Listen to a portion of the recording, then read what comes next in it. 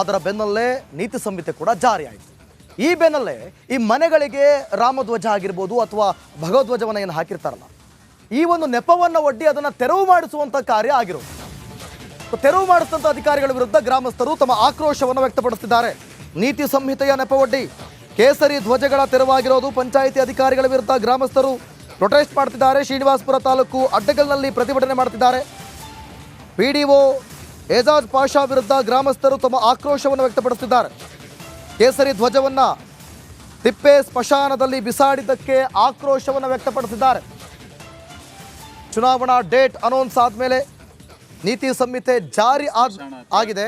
ಅದರ ನೆಪವನ್ನ ಇಟ್ಕೊಂಡು ಈಗ ಮನೆಗಳ ಮೇಲೆ ಹಾಕಿದಂತ ಕೇಸರಿ ಧ್ವಜವ ರಾಮನ ಫ್ಲೆಕ್ಸ್ ಅನ್ನ ತೆರವುಗೊಳಿಸಿರೋದು. ಪಂಚಾಯಿತಿ ಅಧಿಕಾರಿಗಳ ವಿರುದ್ಧ ಗ್ರಾಮಸ್ಥರು ಪ್ರೊಟೆಸ್ಟ್ ನಡೆಸಿದ್ದಾರೆ. ಕೋಲಾರ ಜಿಲ್ಲೆ ಶ್ರೀನಿವಾಸಪುರ ತಾಲೂಕು ಅಡ್ಡಗಲ್ನಲ್ಲಿ ಪ್ರತಿಭಟನೆ ಮಾಡ್ತಾ ಇರೋದು.